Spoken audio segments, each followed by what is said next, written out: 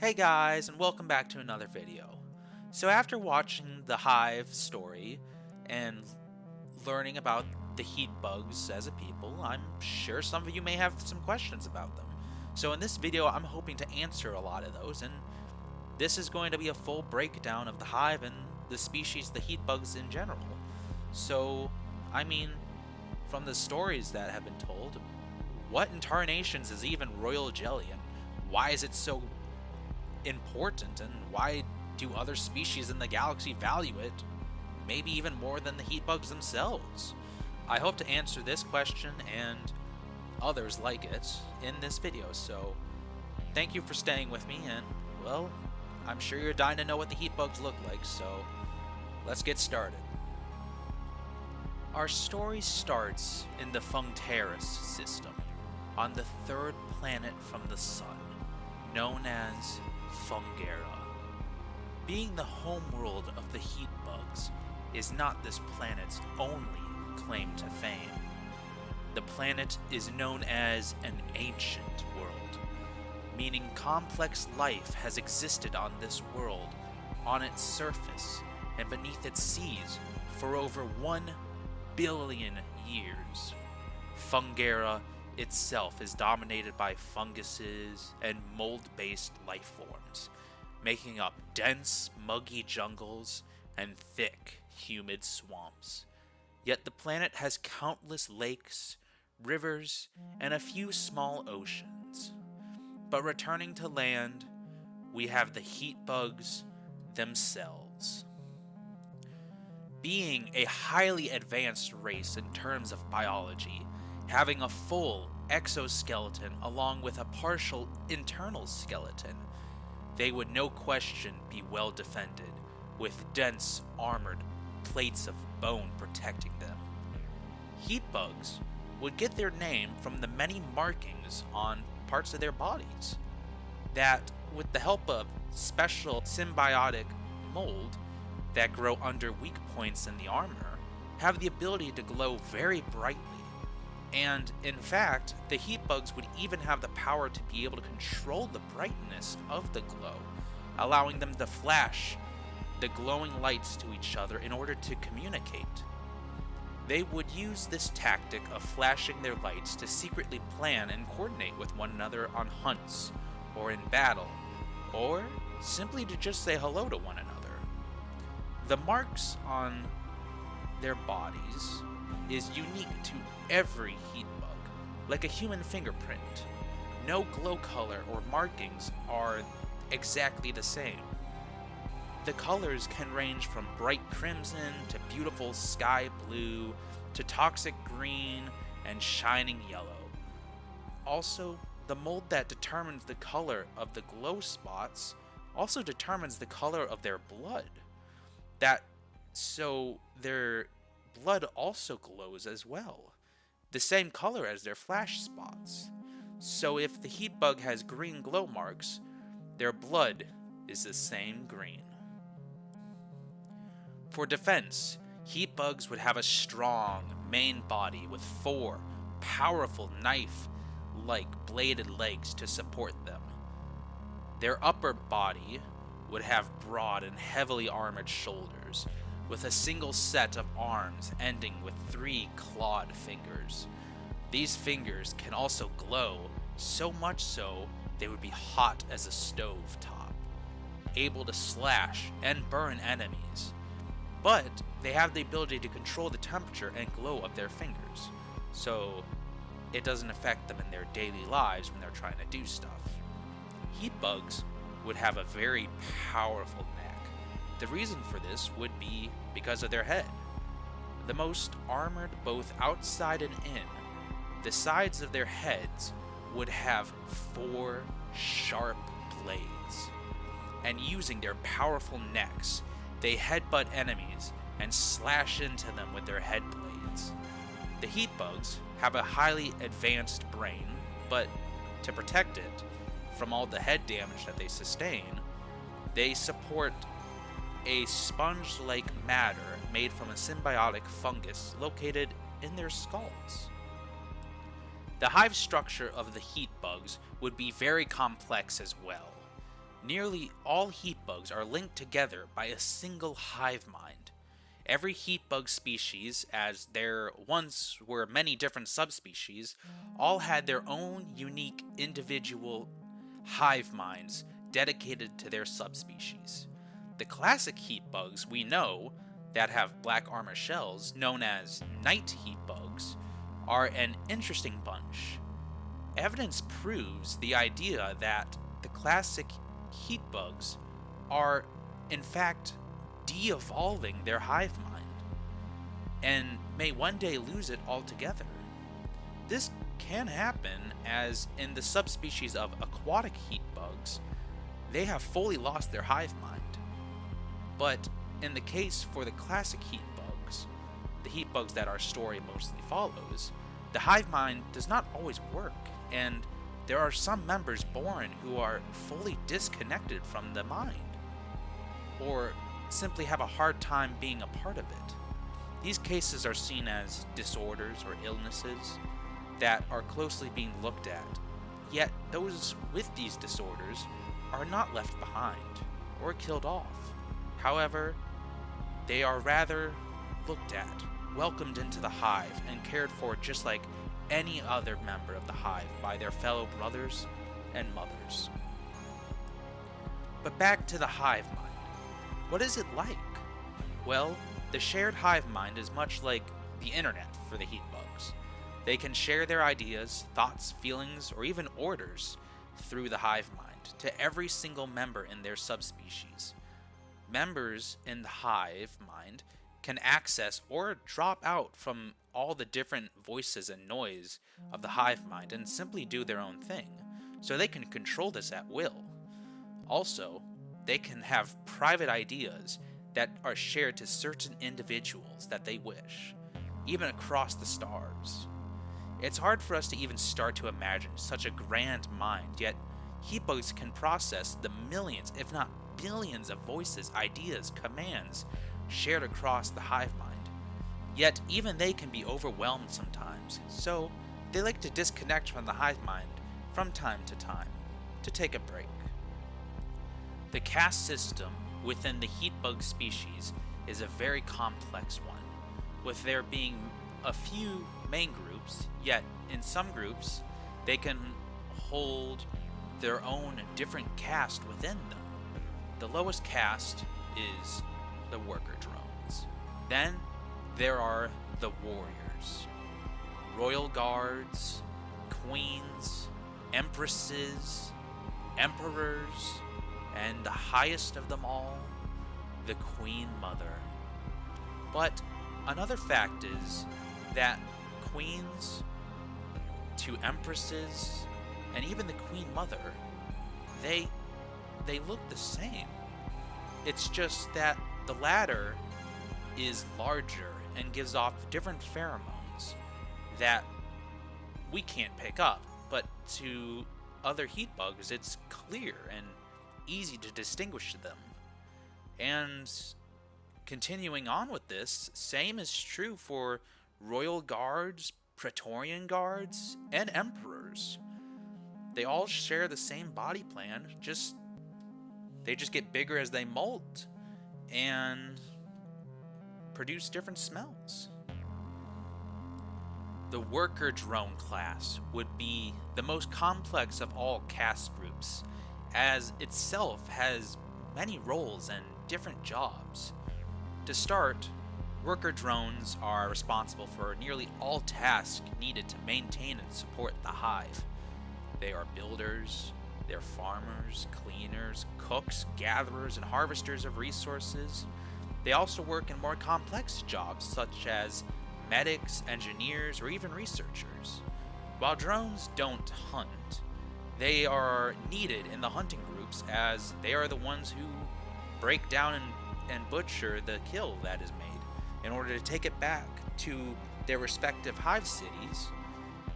Even with worker drones being the lowest in society, they would be treated rather well and cared for. In the hive, every member is seen as important, and each have their own role to fill. So every worker is valued, even if they have to work in well, dangerous conditions. Workers, however, are the smallest caste in size. They are around 6 to 7 feet tall. However, in rare cases, they can be 8 feet tall. For the warrior caste, there are many different castes of heat bugs. The standard warrior is a little larger and way stronger than the common drone. The image shown here is of a warrior fully geared in military armor. The green and brown patterns on the armors in order to help blend into the surroundings of their homeworld of Fungera, or other uniform types are made for specific planets that are within the Hive. Having stronger claws and sharper legs, with more advanced head blades, they are truly deadly creatures. But for defense, they support stronger armor plates that can handle and deal with a lot more damage, even from projectiles. The job of warriors is to guard the Hive, fight, hunt, keep order, and even be frontline soldiers in wars. The average warrior is around 7 to 8 feet tall, but some can grow even taller. However, there are other warrior castes, such as the Spitters. The Spitters would be a specialized and complex type, as they spend most of their day drinking tons of water and eating massive amounts of toxic plants, molds, and funguses. And inside, a specialized stomach would then boil it all together and create a toxic acid that is stored in dorsal tubes on their back. This toxic sludge almost is green in color and is not related to the bioluminescent lights or blood of the spitter itself. And after this process is done, the spitters are able to spray out a sniper-like shot of the spit, or projectile spray on everything, burning all targets in a massive range. The effects of the spit is deadly and even acidic to metal. Spitters would defend the Hive by sniping any predators or anything that may be a danger that comes too close to the Hive entrance. They can at times go along with classic warriors on hunts to help bring down deadly prey or help defend them. They are also even used in war. Then there are the Crushers. These beasts are massive tanks that would be much larger and stronger than most other castes, and their arms would be more like legs in order to support them. So they have a all 6 limb system on the ground kind of way of running, which you would think that make them slow, but they're very fast and agile on their feet. They would also support shields, like massive head crest, and be armored beyond any other caste almost. They would be used as tank units, used in war and defending the Hive.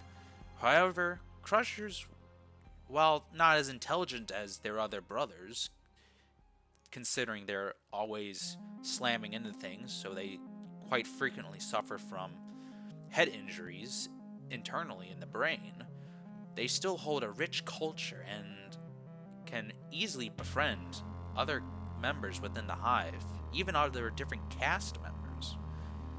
They are still very social creatures. But in regards to ranks in the caste of warriors, there would be captains and admirals, generals, and so on. They would simply be standard warriors, just smarter and higher rank to command others. Yet, there would be a difference to tell them apart. While they look the same to us, some wear clothes that kind of show and help them stand out, but all of them release special pheromones to other heat bugs, so others can clearly tell the difference, where others, like other species within the galaxy, might not be able to tell. And then one of the highest of the common caste, the Royal Guards, one of the most elite of the warriors within the Hive. They stand out with their fancy head crest and much larger head blades. These skilled fighters would be really only used to defend their queens and higher ranked empresses. But how does someone become a royal guard? Well, they are not born into the caste, like most other castes are. Rather, warriors, much like gladiators, go through elite, specialized training, most often fighting to the death in order to become royal guards. This all seems brutal, and it is, but it's all in order so only the most skilled can defend some of the most important members of the Hive, the queens and the empresses. So, after they molt, they are in fact around 8 to 9 feet tall and extremely powerful creatures, not to be trifled with. Next are the queens themselves, massive creatures that support a magnificent, fancy head crest and stand at a height of 14 feet tall. These massive creatures are in command of hive cities of their own and are the mothers to nearly all within their specific hive cities. Queens, as you may already know, are in command of their workers, warriors, and guards. Queens lay many eggs in a short amount of time, yet the very specifics are not known. It's just known they reproduce very quickly. But one of the most important roles they have is producing royal jelly. But in command over even queens are the empresses, being similar, just a little bigger, standing at a height of 15 to 16 feet tall and releasing different pheromones. They, however, are much stronger and can lay even more eggs and even faster, it's believed, and produce much more royal jelly. In command, in order to become an empress, there needs to be a small area of land with too many hive cities and queens in the area. The queens will often battle one another to the death, and the victor will molt into an empress and will take command of any hive cities who have lost their queens. Queens and empresses can lay eggs that will hatch into workers or warriors or even other queens, and very, very rarely even queen mothers. Yet even for all their might, above even the empresses in power and rule would be the Praetorian Guards, the main guard force for the Queen Mother herself. They would be larger than even royal guards, but smaller than queens. Yet they would be stronger than queens and more skilled in combat than royal guards. They look very similar to royal guards, but bigger, standing at a height of 10 to 11 feet tall. Yet, how one becomes a Praetorian Guard is difficult.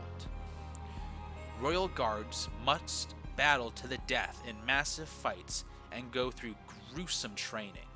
This is in order to select only the best of the very best in order to defend the Queen Mother herself.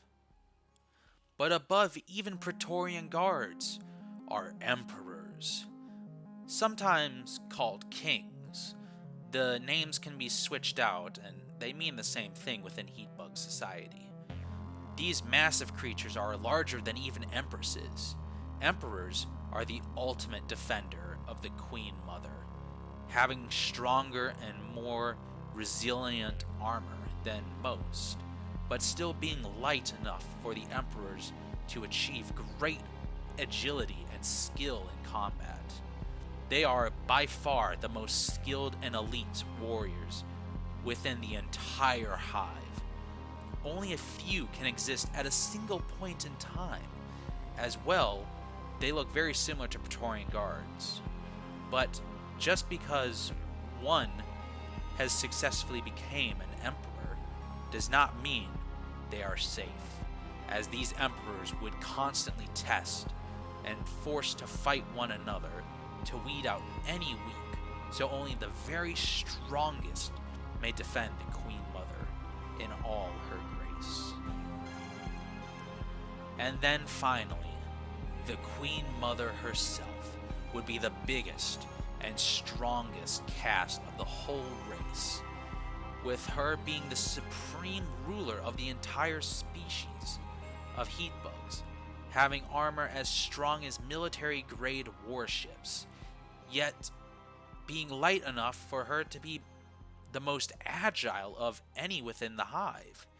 She would be the center of the hive mind, giving her the power to think and give orders to any within her species. Being basically the mother to all, she can command any caste from any hive in order to do any of her orders. But being so powerful, there can only be one Queen Mother at a single time. However, Queen Mothers can be born from normal queens. However rare it may be, it can happen. And if such a young is born, they are quickly killed to remove the rival and keep peace within the hive. She looks very similar to queens and empresses. However, the Queen Mother is much larger, being an average height of 15 feet tall, along with, of course, having a unique pheromone smell to her. Also, the Queen Mother can lay eggs that can hatch into any caste, even empresses, whenever she so wishes. The Queen Mother resides within what's known as the Holy Hive. This is the capital of their whole nation, located on Fungera. The Holy Hive is the oldest hive within their entire species, basically being the cradle, the start of their race. So, it is also the most defended. So how does the nation known as the Hive work? Well, it's very basic. The Queen Mother is in, well, full command of everything, with empresses and queens doing what they're ordered to, and them themselves ordering their warriors and drones to work. But what's life like within the Hive? Well, it's relatively a good life. You see, the heat bugs in their nation don't have the concept of money. Everything is shared for the betterment of all. With this system in place, the everyday drone can simply freely go into any food chamber and be served a free, fresh, and hot meal. And, in fact, they can eat until they're full. Also, if a drone gets sick or hurt, they are freely treated by doctor drones and made sure that they are on a path to recover.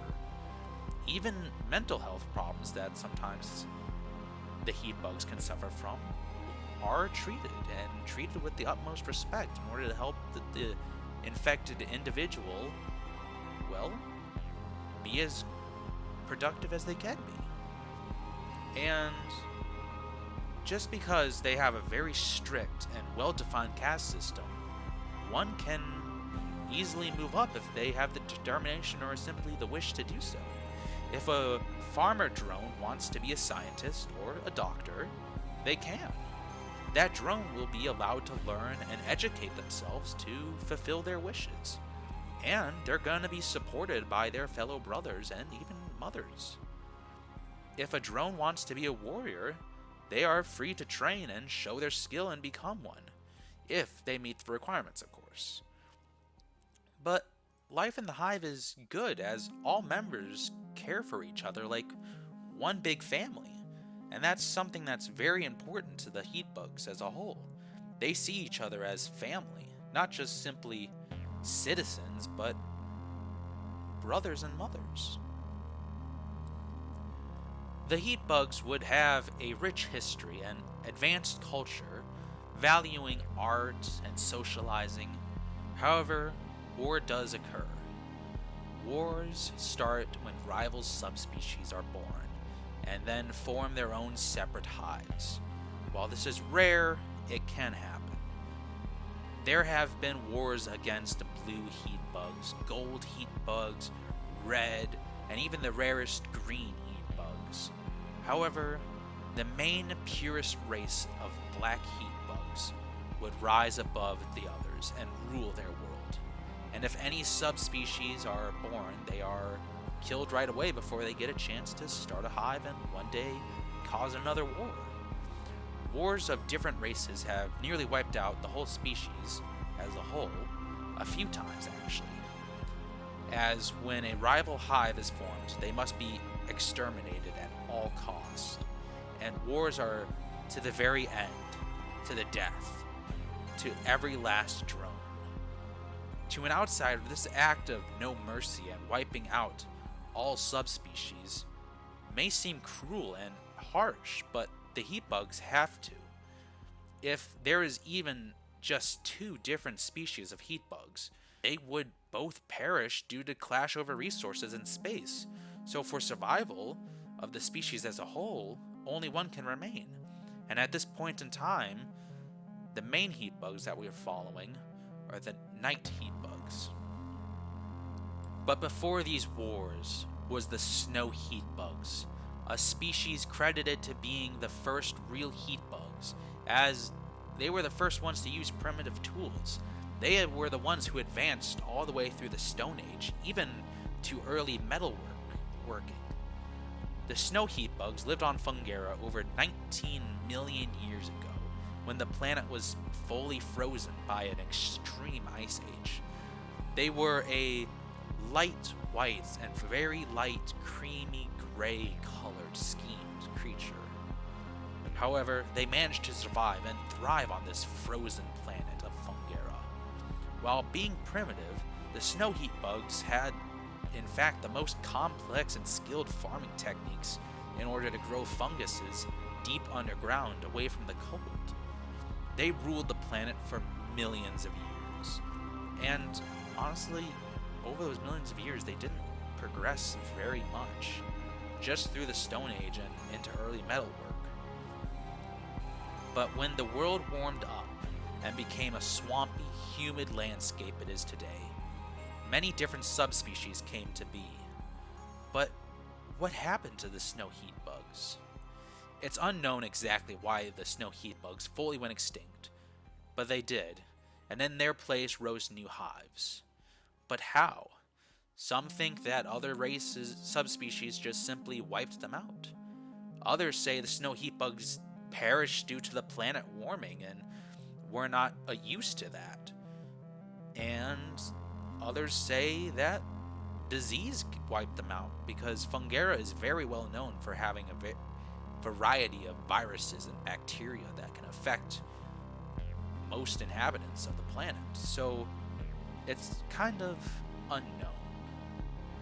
But what is known, the classic heat bugs known as night heat bugs came to be around 4 million years ago. During that time, Fungera was covered in countless different subspecies, with some even being in the ocean and lakes of the planet, each at a different technological level. Yet the night heat bugs, in the end, won the final World War of Purity and are the sole rulers of the planet. Yet, the night heat bugs do allow the aquatic heat bugs to coexist within the oceans, as there's really no clash of resources against each other. So both live pretty much in harmony and respect one another. But what kind of military equipment does the Hive have? Well, they use very commonly swords or other bladed tools in battle. They use shields, but advancements have been made in what are called spike launchers. The thing is that the armor of the heat bugs is so strong, normal projectiles can't pierce their exoskeletons. So, these spike launchers fire, well, a spike rather than a dull bullet in order to puncture through the shells of their enemy. Warriors and the rare occasional drones that take part in wars have a standard line of gear that defends them mostly from said sharp projectiles. Their gear is made from special fungus weave that is farmed on Fungera and on other worlds as they've colonized many, but there is an attempt in the armor design to make their armor suits look menacing and to scare the enemy, which in fact does work. The idea of millions of soldiers wearing the same armor design can strike fear in some other residents of the galaxy and their enemies. The Hive also has vehicles such as the Fungera's Stompers line of tanks, along with aircraft, but some of the most important equipment are their warships. There are, of course, the Queen Daggers, which are the smallest of the warships and most common. Then there are the Empress Swords, which are a little larger and more capital ships. But then the most legendary of them all, Mother's Spear line of warships, the largest and most dangerous piece of equipment the Hive has. This allows the Hive to battle across space, and further breakdowns of these vehicles and equipment will be done in other videos to elaborate more on the pure military strength the Hive possesses. But enough of war. Let's look at some positives of the species. Heat bugs are a very social species. They value friendships and consider one another as brothers. They value one another as family and will tend and care for one another. In fact, heat bugs are so dependent on being social with one another, they can become ill or even pass away due to not being around others. So heat bugs are constantly surrounded by other Hive members, and most of all, by friends. Even the lowest drone values being a part of the Hive and supporting their fellow brothers and mother. That they work and work without any care for their own safety. However, others care for their safety and help each other to remain healthy and safe. They form and value a very strong community where they all can be friends. Heat bugs of all castes are encouraged to create art of all kinds to share with the rest of the Hive. Even the lowest of drones will paint designs and artwork on themselves to express themselves. This unity is valued and never taken for granted, as a simple farmer worker drone can easily befriend someone like a Praetorian guard. All friendships are valued within the Hive. In regards to hunting or farming, heat bugs, well, there are many different jobs. Some go out and gather food from the wild, others stay in the safety of the Hive and farm food, like crops and cattle, while others battle monsters on the daily in order to take them down for food. But let's start with farms. The most common cattle that are raised are meat bugs. This creature is around the size of a massive earth cow. This cattle is, however, nearly fully helpless, as it's literally evolved to be fat and produce as much meat as it can. It is a bug with an internal and external skeleton, yet it has lost most of its external skeleton due to all the fat that it has. The flesh of the animal is eaten and is very common within the Hive, being a very delicious source of food. And their bones are not wasted, but rather used as farming tools. Yet the most prized cattle would be the unique Fung Walkers. Pig-sized, fully mobile mushrooms that crawl around with their root system. The heat bugs would farm massive herds of Fung Walkers, with their flesh being highly tasty and valued across the Hive. But heat bugs would also farm the fungus known as glow sticks, a cornstalk-sized bioluminescent fungus that glows a pink color. This fungus is the most prized farmed crop that they have, and is used in countless dishes and even for medical uses. Yet, countless other species of funguses and molds and even plants are grown to feed the hive. But heat bugs themselves are in fact food for some predators. All heat bugs, even empresses, fear the deadly sawjaws, a predator that stands 28 feet tall and can easily break into a hive and eat an empress, not to mention any drones or warriors along the way. These predators are deadly and even smart at times. They can just barrel into a hive, eat everybody, and fall back into the fungus jungles. Another predator would be the Stalkosaur, a predator that hunts from the shadows and kills any drones who wander too far away. Yet, one of the most feared predators is a relative to the Fungwalkers actually. They are known as mushy whippers. These predators stand at a height of 9 feet tall and have no fear. They will barrel at its prey, anything that it may want to eat, killing it and eating it with no mercy.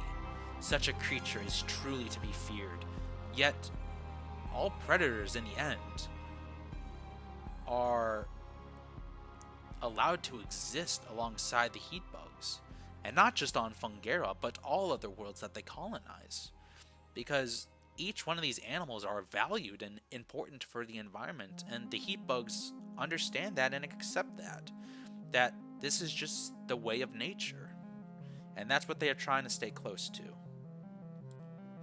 But now, our final part. What even in the galaxy is royal jelly and heat bug honey?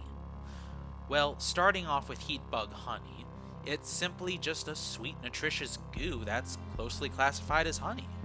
It's a purple color with almost silver-like sparkles in it, and a main food source for the hive. It's produced by the workers and is vital for baby heat bugs in order to grow up and be strong, and it's sweet and delicious. This honey is created by the workers and rarely, if needed, by warriors, but royal jelly is the most important. And it's not only very sweet, rich, flavorful, and tasty, but it's nutritious and needed in order to molt into a new caste. Royal jelly is so prized that it's protected at all costs by the hive because of how important it is. And this stuff is not made by simple workers or warriors or even praetorians. Queens, empresses, and the queen mother are the only ones who can make this royal jelly. In the end, these two resources are the most important to the hive, both as a food source, in order to molt, and just culturally. But a sad truth about all this is that heat bug honey and royal jelly is actually farmed by other species within the galaxy. Not just because they need it, but because they want it, because the stuff is delicious to them. There's no real gain to the other species of the galaxy besides it just being delicious. And unfortunately, because the heat bugs produce this stuff, heat bugs are actually used as cattle on some planets and are forced to produce this substance. Even empresses are enslaved and forced to produce royal jelly. And it's quite unfortunate, but the heat bugs know about this and they can't really do anything about it. In fact, sometimes they don't even know where these planets are that hold their people, because some races have even been able to disable the hive mind within them, separating them from the greater heat bug species. So they're just there to farm these products. So it's quite sad, but unfortunately that's the galaxy that the heat bugs has to survive in. But luckily they have each other, so they are still a positive race and actively pursue diplomacy with other species. But in the end, We have barely scratched the surface of the heat bugs as a people, but it's clear as a species they are far more complex than other species of in the galaxy give them credit for. But the Hive as a nation simply wishes to survive as their history has shown. That's what they'll do, and that's what they'll fight to do. Friends, family, community, brothers, these are values of the heat bugs, and they will fight to defend them, no matter the odds, no matter the risk. At the end, the heat bugs will always defend their family.